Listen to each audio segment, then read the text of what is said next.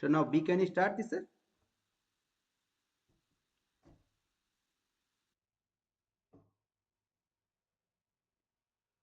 Vikas, can you hear me?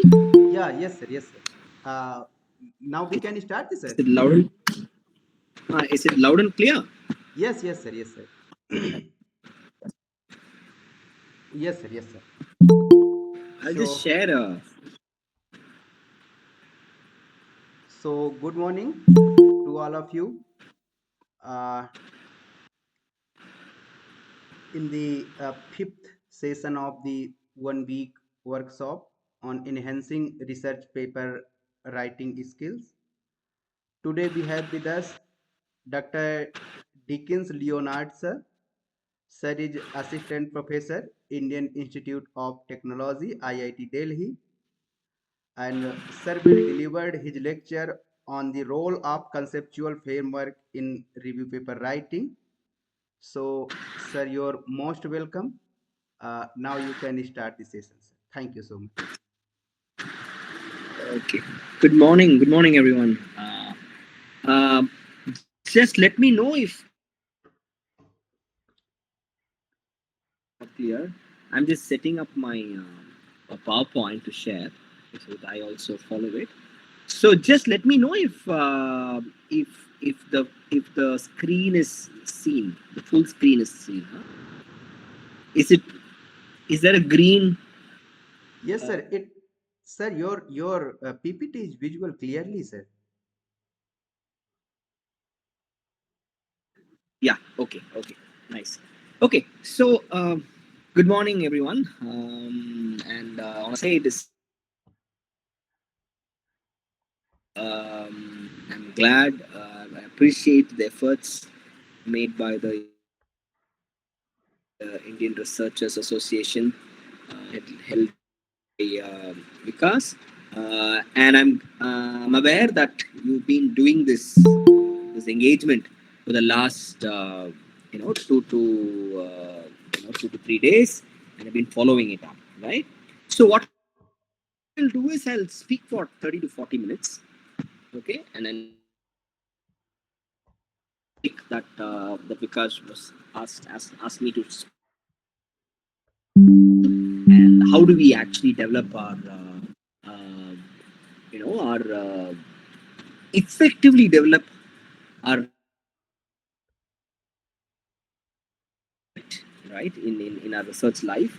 How do we make it more productive, and of which a particular theme, a particular instance is taken here for us. Like I've been there wherever you are now, like before coming into IIT Delhi, tried to publish, tried to send works, and got a lot of comments.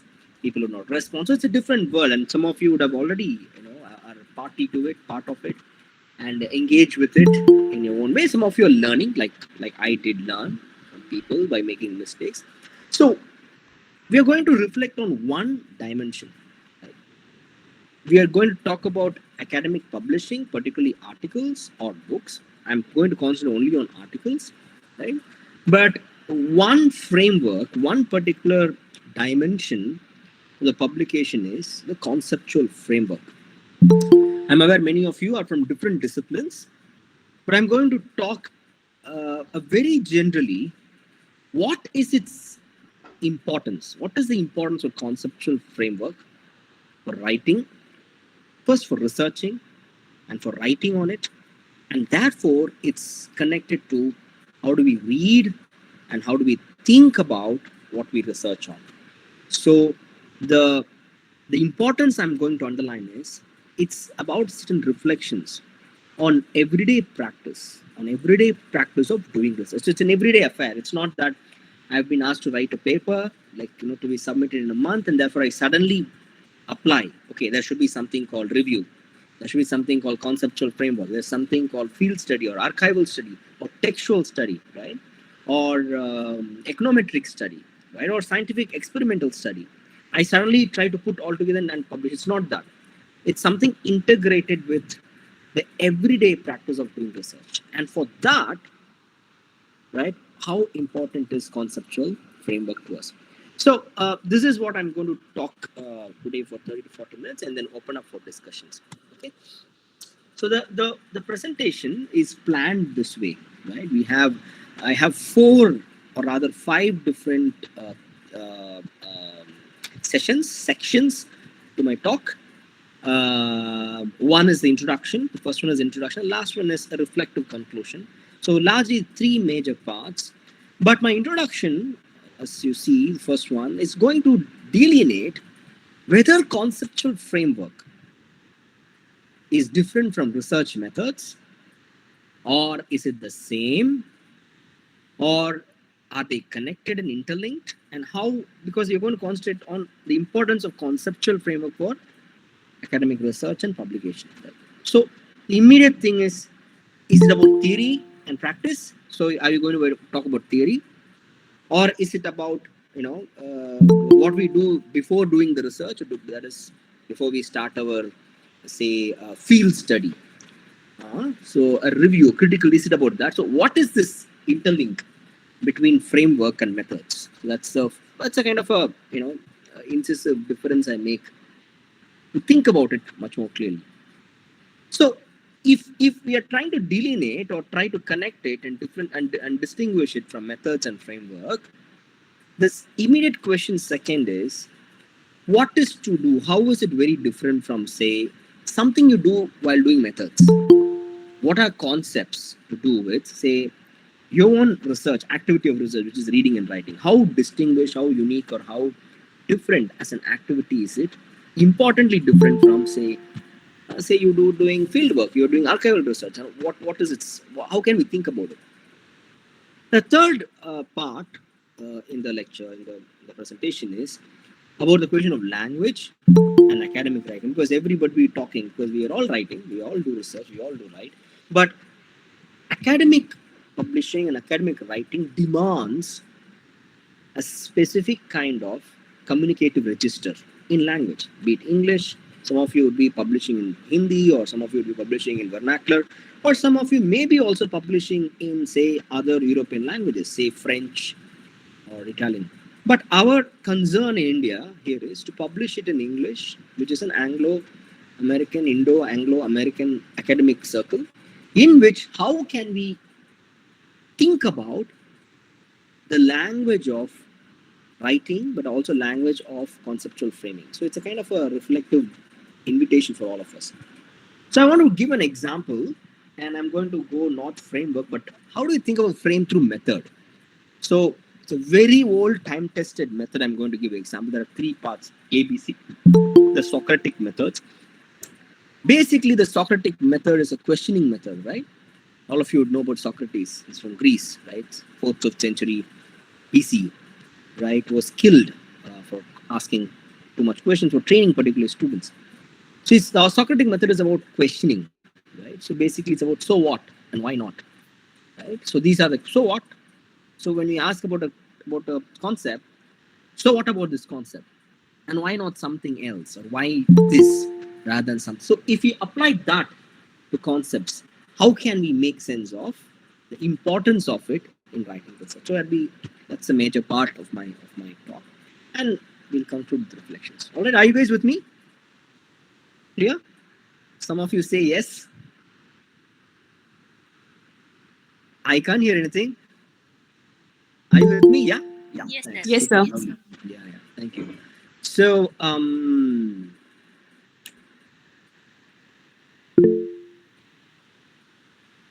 now, you should have heard a lot, many people doing, and many more people will be doing it for this whole week, right? Why do you write, basically, right? Or what do you write? Because we can write novels, right? We can write fiction. We can write letters to the editors. We can write an article in the newspaper. We can write a report writing in the newspaper. We can run our own column. We can run our own digital space. But what is it about academic writing that wants to write? So this is a certain kind of a decision we make in thinking about writing for academia. And specifically, what is the field in which you write? It's about training. It's about the discipline one belongs to or one wants to participate in. It could be interdisciplinary too, but you have to find out what do you write? What are you going to write on? What are you is interlinked with research, but what I even when you're doing some research, what I want to write on is thinking about certain academic community, right? If you're going to write on fisheries, say for example, now fisheries as fisheries, like people who fish and so forth, and I'm sure many of you, some of you at least would eat fish, I'm sure, but fishery is a huge, uh, say for example, a huge theme or a scene in which one can do research. But what about fisheries? Are you going to write a social history? Are you going to write an economic or political economy of fishing communities? Are you going to write about some of the earliest writings, novels that have come out on fishing communities in India? Are you going to write about one of my favorite films, Chennai, right, in Malayalam?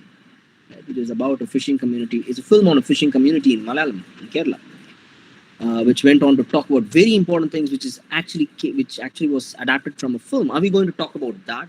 So it's about what do you write and for whom do you write within the academic setup, and that many a time defines and demands the importance of our method and the framework. Okay, let's keep it now. I'm going to distinguish what is the method and framework in a while, but what I'm trying to uh, foreground here is that what you do for writing, it's not that you can write on anything and everything in the world, right? When it comes to academic, you have to choose what you want to write, which field you want to write, what to whom do you want to write, who are the community, reading community you want to write, and all these things define, in a sense, or rather makes you choose the kind of method you want to do. Say you want to do participatory, anthropological, ethnographical method, or an archival textual research, or are you going to employ semiotics for visual studies, or are you going to use econometric methods by creating tables, data analysis? Are you going to use digital methods? So these modes are secondary, because what defines them or what invites them to be part of your research is what do you write, for whom do you write. Right? That's a major thing. That's the first call. Now, I'll give you an example. Right? This telescope and the microscope distinction. Right? Everybody knows telescope, right? So if you want to look at what is happening in your body, you'll not be using a telescope. Right? The world within your body, the the things that you want to see within, which is completely naked to your eye and analyze and research, you'll not be using a telescope. If you want to look at something which is outside, in the extremist outside from your body, like where you cannot also see that, you can't see what is within and you can't see what is your outermost outside, you'll not be using a microscope for that, right? So what you want to do and what you like to do to argue with someone defines what tools you're going to use for the method of inquiry, right? If you want to look at, say, your blood sample or somebody else's blood sample, somebody else's, say, their muscle formation, so on and so forth, or an interior structure in which a world operates within a leaf, for example, you'll use a microscope to look within and see the pattern, right? You use a particular kind of method. You have the whole frame is different. The framing of working with this tool is different. You look differently. You interpret things differently, right? In a sense, that defines what are you going to argue. The microscope and the world that you see within defines your argument, and that defines who are you going to write as an academic community. And that's a very crucial thing. You have to choose it very wisely, and it's a particular kind of a choice and training. The telescope is not going to tell anything about who you are. It might give reflection about what is our role in this huge planet, which is or huge planetary system, right? But then its purpose is to look at something else, the, the outermost outside, which is naked to your eye too. What happens there? The worlds that are operative there.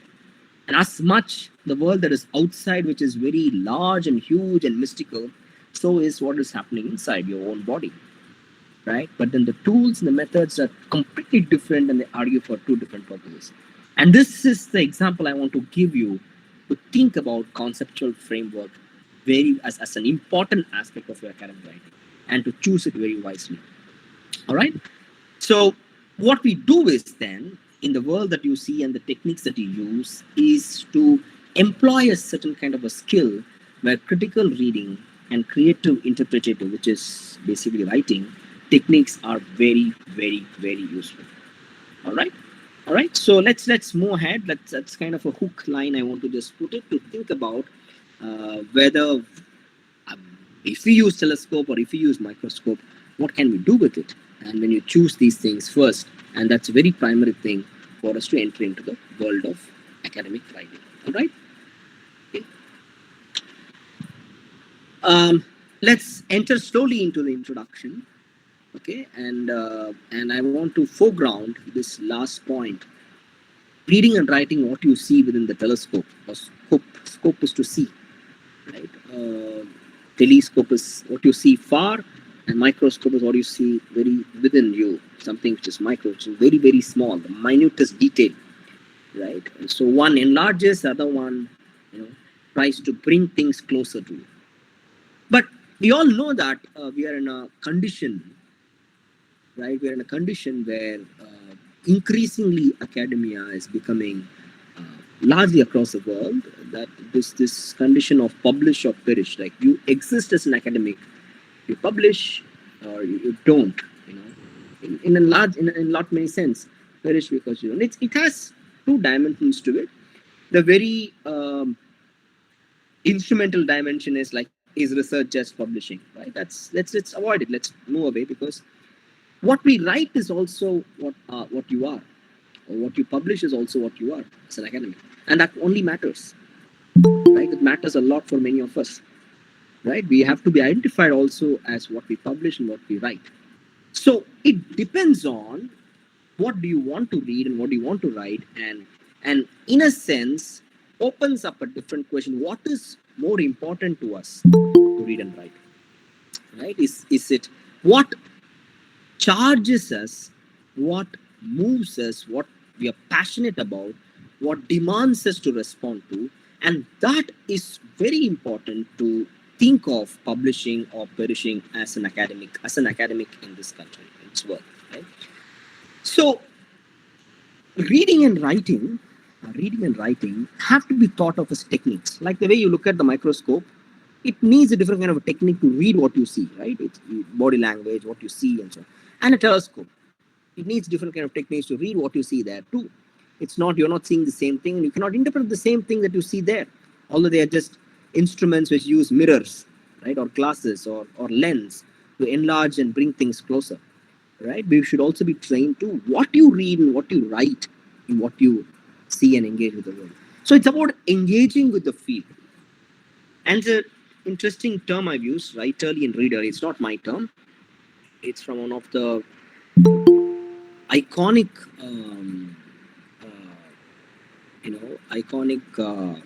linguists, sociolinguists of our times, like 1960s, Saussure, right? Saussure's terms I'm using here of writerly. What do you mean by writerly and readerly? By writerly and readerly, very simply, I'll put it: if you're writing something, right, and or if you're reading something, and the text that you read or write appeals to you so directly, right? It just, you are just engaged into this, so it calls it readerly. It calls it readerly. Readerly in the sense that it doesn't make you stop and think. What you see and just reflects in the writing or in the reading.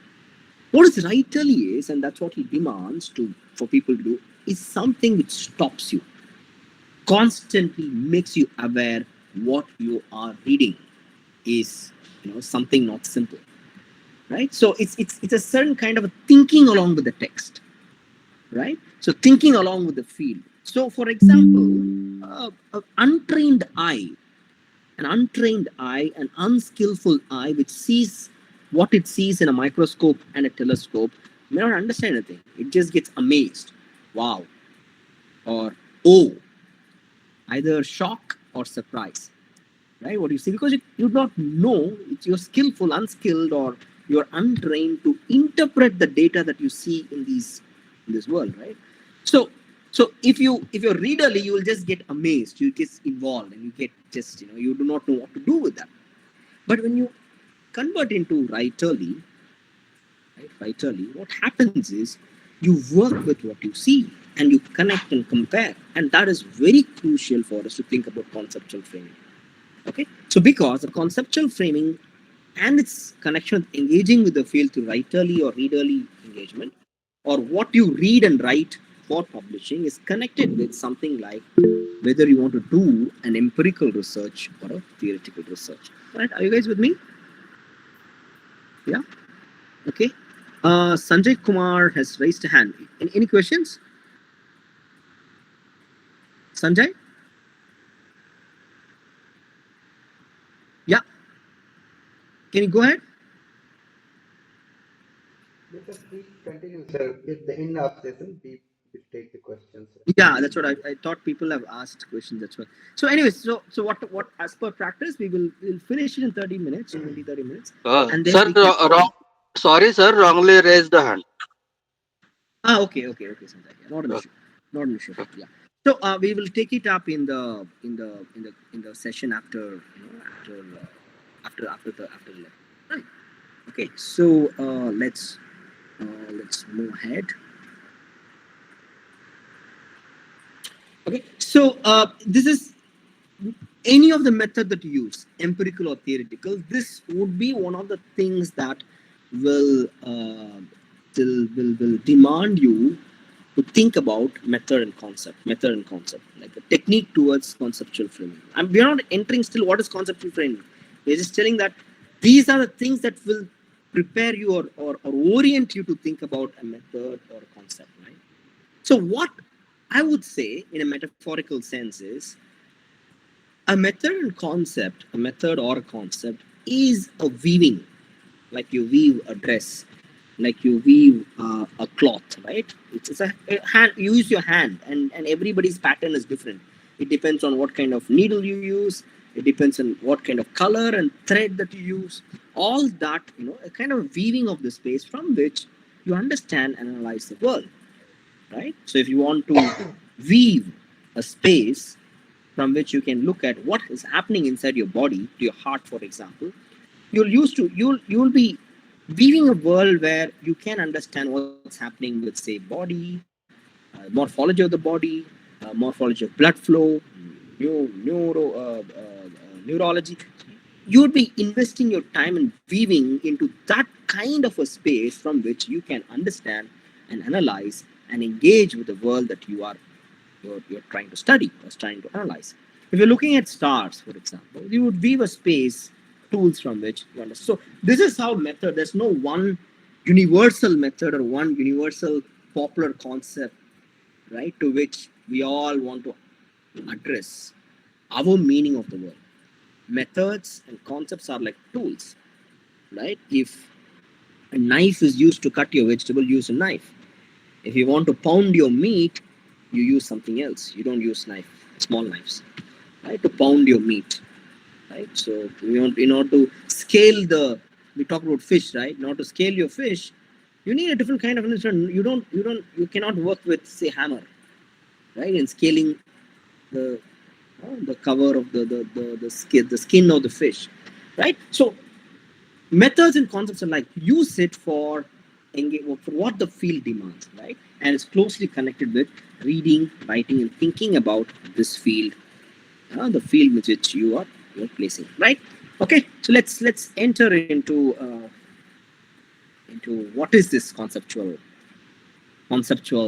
framing, right? Basically, two things methodologically, right? It is the backdrop, the academic backdrop, A, in connection and conversation with a skillful, I told about weaving, right?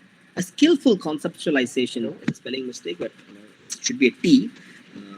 A skillful conceptualization in which the field will make sense. Say, for example, let's go back to the microscope and telescope. The field of what you see there helps you understand and differentiate. So there is a difference between method and there is a slight difference in method and frame. Let's go there. what is how do we make sense of the method, right? The method comes from the academic backdrop from which a particular uh, field or particular mode of questioning a field or a theme has been already studied, right? So for example, if somebody is going to work on is trying to work on, say, pollution in Delhi, which is going to happen soon, right? Because we are from Delhi, I'm from Delhi, right? Pollution in Delhi. To set up the method, what would people do is people would either do a sociological survey, so they want to know what has happened on studies on pollution. So the rhetorical situation, right? Pollution in Delhi is because, say, people burn crops, say, for example. No, no, no. Pollution is because it's Diwali, say, for example. No, no, no. Pollution is because there is an atmospheric pressure which changes and air doesn't flow immediately after the summer in Delhi. Delhi's specific situation. No, no, no. You know what? The pollution is because of, people using more petrol or rather LPG gas cars. So you have to first evaluate the rhetorical situation, how arguments are established, and how perspectives on argumentation. So, for example, when somebody says it's because of crop burning, what are the methods that have created to establish that argument and give a perspective on the argumentation? So one can say, the field site is very, very less, for example. Or one would say, in 19th century history of Haryana and Punjab, people have not spoken about pollution there. It's only in, say, 2024 or something, pollution. So one can use different methods to reflect and connect with what is the academic backdrop in which such a language of argument is proposed, a rhetorical situation is proposed, right? So let's treat that as a backdrop in which methods are evolved. Methods are, say, you can use a ethnography method, you can use a archival method, you can use a digital long, big data method. You ask people to respond, and then from the data you kind of scrape, and then say probably people are thinking this is the reason. Or you can actually do a empirical research, or like taking water pollution, and chemical analysis and so on. So one can do multiple, but then it depends on the background in which such a method is used for making certain arguments, which one should be aware of. Now, our concentration is to distinguish, or rather, try to discreetly understand how is conceptualization work in writing academic papers. One of the three important skill set that's understand to think of the language of conceptualization is this. And the language of conceptualization is often something which is post facto, right? Post facto. It happens in writing. It happens something which is extra to what you're analyzing, and something which you're trained in to think about, because concept, the word, comes from something which is not material, something which is theoretical, something which is ideational, right? Something which is either derivative, or something which is inimical to, or intense, something which is within the narrative itself. So it's something not you see and describe, right? It's not the first order of representation. It's something which is secondary, which is, therefore, there's a review process that you do, and there's a reflective process you engage with. It's something which is secondary and one time distant from what you're studying, right? It is a specific kind of engagement with a difference, and finding out the difference between what you see and what you reflect and what you have read. So it is a certain kind of activity which demands a reflective withdrawal from what you are working on. And therefore, it also sometimes, many times, if not some, many times, reject what you see in the first order and interpret it in many ways to say something else that from what you are seeing or what others are seeing. Right? It's this ability to individually and critically and creatively offer something new and fresh. And that's where conceptualization, you can use the same method. 100 people can use the same method, right? 100 people can look at the same material, but it is conceptualization that distinguishes one's argument from the other 99. And that is a particular, and that's the most important thing in writing. Why should my paper so different from, should be more very different from somebody else? What are we saying new? What are we saying fresh? And for that, you know, a skillful conceptualization, skillful weaving is necessary. And it is there we are going to connect with the language of academic writing, right? So I'm distinguishing it into method, which is the academic backdrop, and conceptualization, which is second, which is it's one level secondary to what you're doing, right? It's a space where you review and reflect. It is an activity where you engage and differ.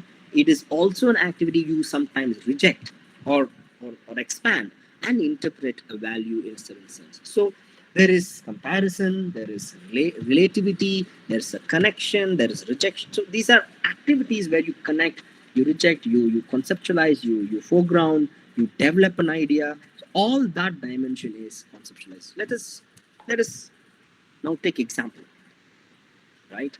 So this is the time-tested Socratic method I'm going to spend some time on to think about, to reflect a little more deeply about conceptual framing, right? So what is this Socratic method, right? Everybody would have, at least, very few people would not know Socrates, but those who do not know, please check today, like, WhatsApp, even you can use the same word, Socratic method, and see what is there. Or you can see in Wikipedia or in your own language, who is Socrates, what did he do? So this time-tested Greek philosopher Socrates, not that only Socrates did, many traditions, critical traditions, uh, uh, uh, like say for example, the Buddhist tradition also does something like the dialectical method, which is Socratic method, right? So, but I'm taking this because a lot of writing on this, right? And one can just check it out. What is Socratic method with conceptual framing? Yeah, just a minute. Last question. Yeah. Right. So let's just stay here, and then let's take the Socratic method and see how it applies to our uh, the things that we're talking about: conceptual framing, this method, language, and so on. Okay, three things distinguishes, or rather, not distinguishes. Three things identifies the method that Socrates proposed. One thing is it's a pedagogic method. Socrates is always a teacher. It's a pedagogue. It's a great pedagogue, old man. Right? He's a teacher on whom things happen. So the method in which he derives and teaches an answer or teaches a solution, let's call it solution, is through continuous questioning. Right? Continuous questioning of not only what you see, but continuous questioning of what you also infer and perceive. Right? Infer means you're perceiving something, but you infer meaning. That may not be what you see. You can counter read what you see and say what is not there, right? Also, right? So it's a continuous question of even any kind of reading. It's a continuity. You continuously question things that you see and read. It's a skeptical questioning through which you derive a solution, right? You start from a negation, right? Negation of things. Why? Why is it very important? Because it is a method which tries to expose contradictions within what you see. For example, I told, why is Delhi so polluted? Right? There are so many rhetorical situations, right? Argumentative situations, let's call it. And through different methods, very meaningful. So one method, one says it's no, it's because of these people burning crops. It's only because of that, it is happening. They have been burning crops forever, right? So, for example, if I ask, you will have been burning crops, or if they are burning crops like in the last 10 years, suddenly people have done work, right? Why are they burning crops? It opens up a different question, right? What is that? Is there a state role in it? Is there farmers who think that what they sell is not enough and therefore they have to plant many more times? Because they do more cropping and more burning, do they get more money? We open up different questions here, right? Suddenly, why are people only in Delhi affected, not in, say, some corner of some other place, say even in Punjab? So it opens up, by exposing contradictions, it tries to designate the fallacy is falsehood, of initial assumption. Let's look at this. Nothing here is methodological, right? Nothing here is how do you go do this research? What are the tools you use? What are the reading lists you have?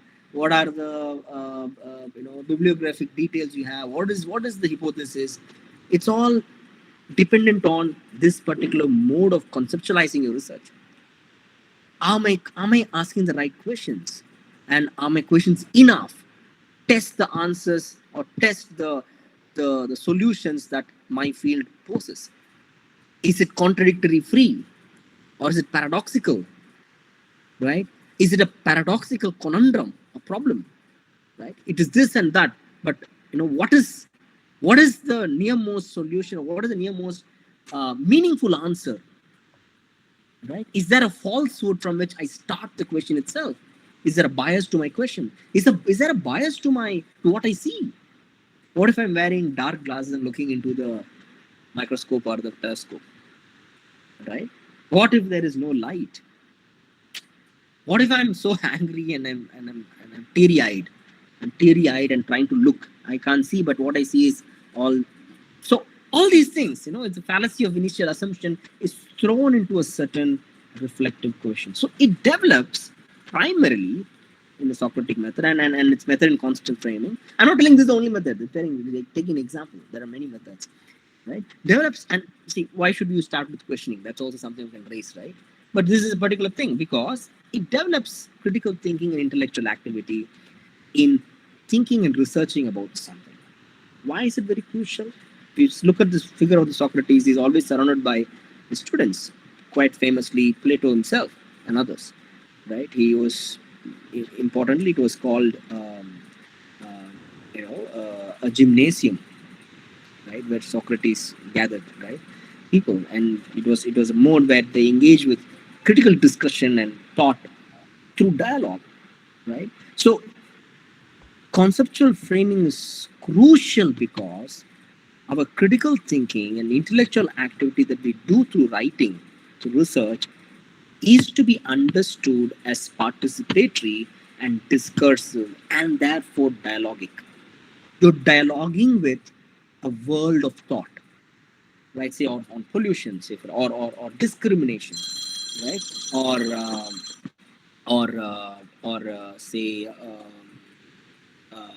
Say fisheries. You're trying to create a discursive dialogue with a field of thought which is already present, in a field. All right. So it is because it is participatory and discursive. Research is participatory and discursive. It is conceptual framing is crucial in thinking about writing an essay. Right. Not only that, it's not just moralistic demand for dialogue.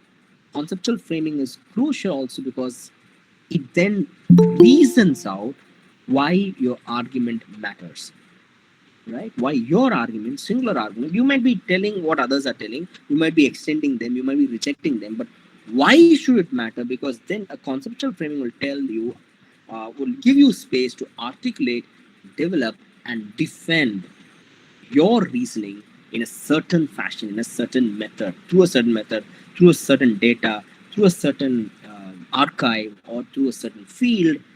All this is used for A, dialogue. Your framing helps you to dialogue with the field, and B, it gives you a specific mode of reasoning out your argument.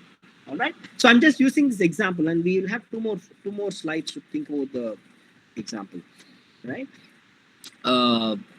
In the Socrates myths. Spend a couple of minutes, not a minute, half a minute reading this, right? What I've written there on the Socrates method. Why this dialogue and reasoning matters. Hello. Right? Did you read it? Yeah. So there are two things here. There are two ideas here, two perspectives here. One is what I told is of having an analysis, right? Having a dialogue with the field, rigorous critical analysis of arguments that are already there that one reads. It's an ongoing thing, and it keeps only adding on, right? Adding on until, say, for example, you have time frame to publish your article, right? In the field, you think that these are things you are responding to, and you're reading it and you're presenting it. but then it goes to the review process and fellows tell, you know what, you're not telling something new, you know what, we read these things, then your argument is very interesting, but you know what, have you adequately framed your conceptual framed your concepts to analyze it or bring an interpretation of it, develop it properly. So can you read these things and get back? So they offer, or you send it to your supervisor, you send it to your peer group, and they tell, you know what, I read this in this thing in this place, and they are using this concept to actually counter this reading. Have you read? So it is a certain kind of a enlarging your vision with engaging with the field. Rigorous critical analysis of arguments that is continuous, that one reads. Right? That's one dimension to have a dialogue. But the other one is the moment you make an argument, or rather you derive an argument, you inculcate an argument, right? You bring forth an argument to make a sense of what you see. Can you reassess, revise one's own ideas, approaches in the light of either new information or a different mode of reasoning, say for a different kind of a conceptual, difference from which they are reasoning out their argument? How do you take it? So for this particular effort, or for this particular kind of a mode of framing, what we need is have a conceptual clarity, which is at once reading and engaging with the world of ideas. At the same time, it takes one step behind, assesses it, revises uh, one's own perspectives and conceptualizations that you are giving, and are you ready to reassess it in the context of? So what do you take? What do you need for that? Is that is what is necessary, or that is what is provided in thinking about the importance of conceptual framing. This is very, very crucial, because one needs to say, when you're writing a book or an article, what new are you going to say? So what? Right? The Socratic question. Right? So why not? Why not something doesn't work? Why not? If both these questions, you have to give an analysis and an answer, a defense, right, and a proposition. And for this conceptual framing, let's go to the last part, of thinking about Socratic method and conceptual framing, because everybody wants to give the right answer, right? I want to give the very nearly right interpretation, right? What I see, what I analyze, right? What I see in the telescope is not surely a blood group, for example, right? But you also tell what you see rightly.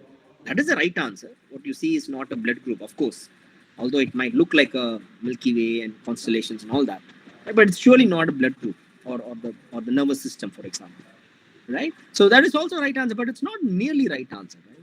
So the experience of getting a right answer too early, right, because you're rejecting things, and then face the challenge of working it backward, clarify better, discover a kind of a right answer, which is also to be seen as tentative steps towards a solution, right? For this, a conceptual framing helps, right? Am I making the right statement? Am I making a nearly fantastic argument? If I have to make it more forceful, what should I do? Should I evaluate it more with other contestatory arguments? Should I evaluate with other available answers and tell why mine matters? Should I clarify and rediscover and move towards a solution that works, right? See, for example, I wanted to give you this example before we move into the last part, to think about it. So we remember this 2A, 2B. Okay, one is your engagement with the world, another one is whether can you review, and the third thing is about whether what you are going to say is right, and how you're going to clarify and work it backward and say and challenge, sometimes change the thing that you first assumed is the right answer. Constantly reflecting, researching. It's a researching. It's a repetitive act, right? Steps towards a solution, right? All this particular aspect of research writing is very crucial, because what are you going to say fresh? Why not? And why so? So what? So all these questions would be addressed in this answer. Let me pose you an interesting phenomenon, right? To think about conceptual framing before we enter into the conclusive slide. Many of you would have seen this. I don't know. Many of you would be young, but in 1990s, early 2000s, there used to be this Onida ad, जी sir जी right, sir with a bald man like me, like much जी thinner, uh, depicting as a devil, right? And then the ad comes and goes, right? जी You remember that? Sir sir You know, if you remember मैं that sir ad, वो schedule वो sir change करना चाहता था वो sir time I'm नहीं not मिला seeing मैं you. Just a change minute. करके आपको सर You remember भेजना that ad, चाहता the था Onida ad? उसमें सर आप में No? सिरिन मौसवी मैडम है अलीगढ़ मुस्लिम यूनिवर्सिटी की Okay. Sir Okay, so let's not sir go मैं whether right निवेदन or मेरा wrong, भी but निवेदन है let जो me मैं just आपका put a स्टूडेंट signal. करना So in the चाहता हूँ Onida कि सर ad, just check आपको it out. लोग सुनना चाहते हैं और There's a आपको सर byline in the बुलाना चाहते advertisement. I'm हैं not going to talk about the visuals, but there's a byline. It says, "Owner's pride, neighbor's तो envy." सर इसी में सर सुनना चाहते थे Okay, सर अगर हो owner's सके pride, ji neighbor's envy. Just ji sir spend some time on this. Owner's pride, neighbor's envy. That is to own a Onida thing, Onida TV. It's owner's pride, but neighbor's envy. I've thought about this word often, right? जी It's sir not happiness, it's not joy, but pride, जी sir right? नहीं नहीं sir It नहीं is not sir jealousy, it is not longing, it is not, जी sir no, जी it's sir not जी to sir get what you want also, it's scholar envy. Envy, it's neighbor's envy, right? So what do these words do as concepts, right? Then I thought about envy. Can we think of a जी sir conceptual idea about envy versus pride? जी Right? Just take the word envy. Right? What is envious? जी Right? जी Envious has very interesting जी meanings, right? Does envy mean I have something, and the other person नहीं doesn't नहीं have sir ऐसा something, हमारा right? क्योंकि And हम the ना person लोग who कोई doesn't have फीस something, लेते हैं ना कुछ does करते it हैं mean सर envy? जी Or I have something, the person also has something, जी the same thing. जी इसीलिए Does तो it सर mean मैं envy? हम लोग भी कर रहे हैं ना sir Right? Because you have the same thing that I have. How can you have the same thing that I have? Is it envy? जी Right? So jealousy would be other thing, right? Jealousy is I don't have something and therefore you have something. जी Therefore I am jealous of you. But envy is a different brings a different meaning to it. Right? It's also hatred. Right? It has other dimensions. Can we think of envy and marketing? Right? जी जी Envy and social नहीं relationship. नहीं नहीं sir आपकी बात को हम Right? Envy versus jealousy. But what is social pride? I mean, we talk नहीं about सर मैं caste, we तो talk about बहुत religion. पहले What is से आपसे pride? बातचीत What does it करना have to चाहता do with लेकिन वो envy? संयोग What is बना hatred? Sir Right? So पहले से बहुत one पहले से can आपको जानता हूँ take sir these terms, say for example, this idea, like just from these are around us, right? And then take it जी for when you think about concepts or rules. I simply did a Socrates questioning. Why is it not something else? Right? And why is it called envy, right? And can we get into a right kind of an interpretation of it? Right? जी So sir what I जी got करके to देखना got a चाहता हूँ sense is there's a mistake in the framing, right? जी So if I have Onida TV and somebody else has BPL TV or जी say जी today it's Sony, right? So Onida is gone, right? Say for example BPL TV or Tata TV, right? जी Uh, जी I'm not having. जी I have something else, but you have something else, right? Is envy plays there, but it's not the right kind of a terming it as envy. Envy means also that I have this something, you have something, but it's also you're envious because you have the same thing जी sir that I have, and that is envy. How can this fellow have the same thing that I have? तो sir Right? फिर से You अब go to हमें the बुलाना पड़ेगा ना root तो word of एक being एक बचेंगे ना envious of सर हमने someone. सर जब How can this fellow तो be सर in the आप same और classroom as me? Sirin Look at the Mousavi kind तो of दो लोग थे affective things, emotional things that can be developed into social relationship and social hatred, right? So envy is something else than hatred, than jealousy, जी sir than pride, so it is an attempt to work it backward, clarify and discover kind of a tentative step towards a solution which engages with the field of thought, right? So um, some reflections thus to think of conceptual framing and then what we need not do, right? Conceptual framing is not wordism, right? You have read 100 things and therefore you talk about from one discourse to another discourse. It's not wordism, right? It's not this tendency to argue and explain more because one is uncritically only adding on more information. It is something. Information is not conceptual framing, right? Is it connectors? Is it just connectors? No. Does it just propose and make it connect to many things without any meaninglessness? No. Is it a state of being? Is it only about a contemplative expression where you box many things and then say these are the reflections of of thinking about this text? No. Right? All these first three things are perhaps no. Perhaps no. It could be those things. It could be more words. It could be more connectors. It could be a state of individual being that I interpret it and I reflect it and therefore I look at this world. It could be one thing. It could be all that, but it can't be just that. What it does is these three things, the next three things. It activates a thought into a certain kind of a dialogue. Right? Go back. Certain kind of a dialogue in which the field is engaged. It's an intending of the thought to become actively communicative, right, with the field that you have around. It is also subjecting, finding the voice and subjecting this your own subject, so that you also say how distinct is my argument from yours, like in the field. So it doesn't wind up wordism. It doesn't it's not redundant by connecting many things, and it's not passive. It's not just passively sitting and giving comments on the world. Right? So one should not go to say that it's very reflective, very withdrawn, everything. It's not just that. It may be that, but it has to dialogue with the world that you choose to engage with. It has to subject an active voice, right? An intellectual subject or intellectual subjecting of propositions in the field that you have. So it can only be done through reading critically, writing consciously, thinking with clarity, and of course, speaking what you see is truthful in attempting to solve a question. Okay.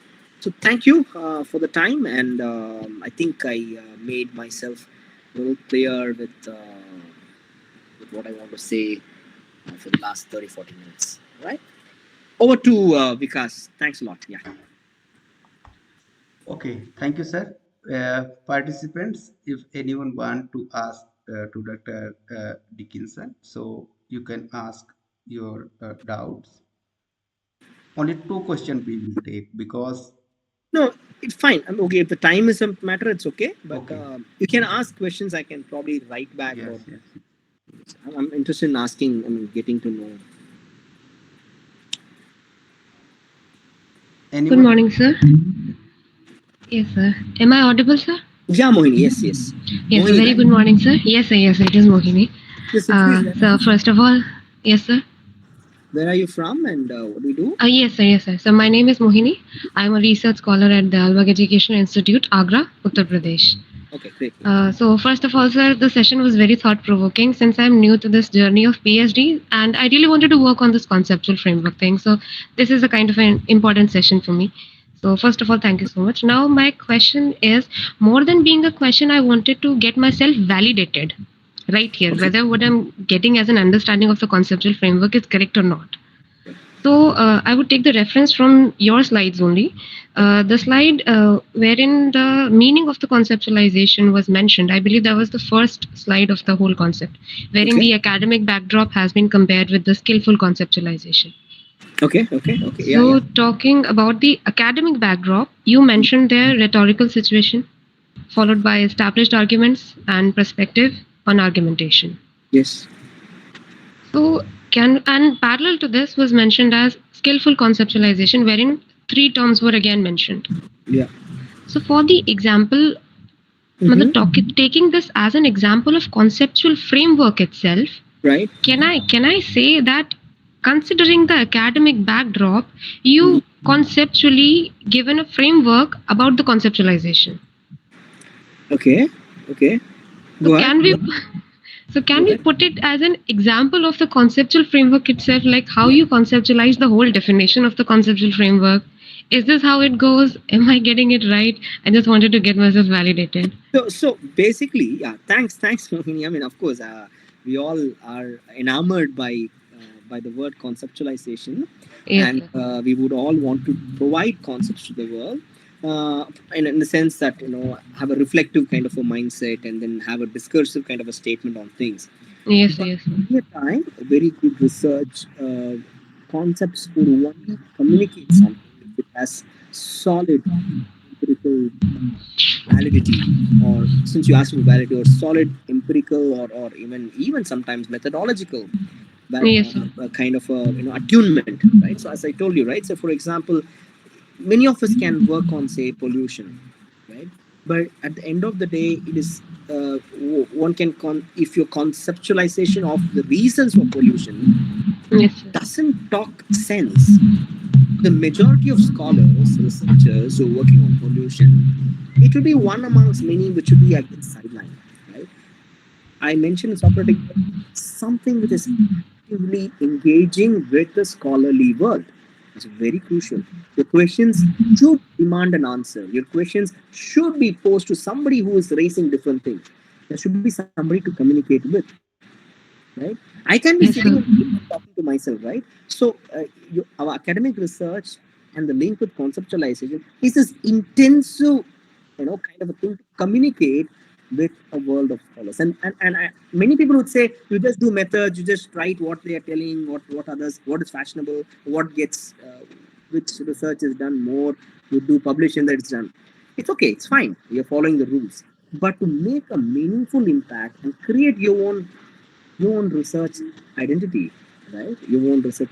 It's a certain kind of a constant communication, but at the same time, a simultaneous individuality, subjectivity, personhood in argument. It's a kind of a balance. So, in a sense, that in that slide, if you see, both of them are like parallels, right? Yes, You sir. are Yes, sir. Yes, conversing sir. with this world, with this world where it's producing what I call as rhetorical situation, that multiple arguments being made, there even counter arguments are made, right?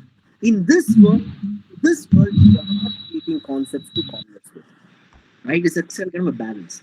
But for us, for this particular lecture, conceptualizing, which is very crucial. For after all the work you do, you have read, say, 100 books. You've done field work with, say 20 cities, 2,000 people, right?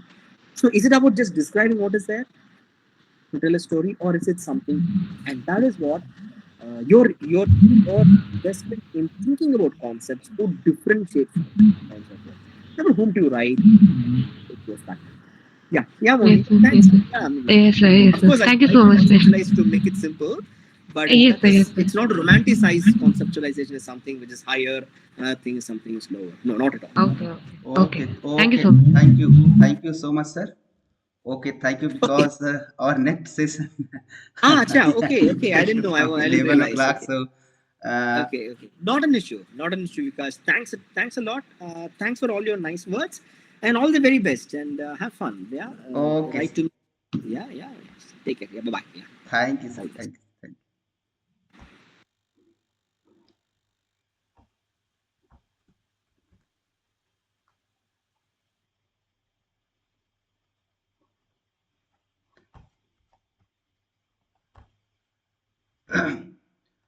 Vinod sir join कर चुके हैं शुभांगी जी. Yes, sir. Hi, sir. Vinod sir, are you there? Yeah, I have joined. I'm here. Okay.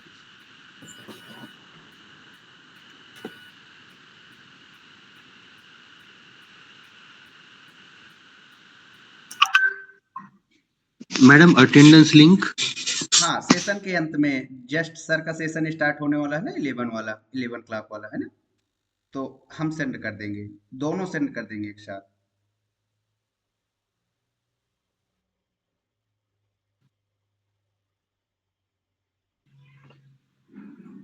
Shall we start, sir? 1 minute.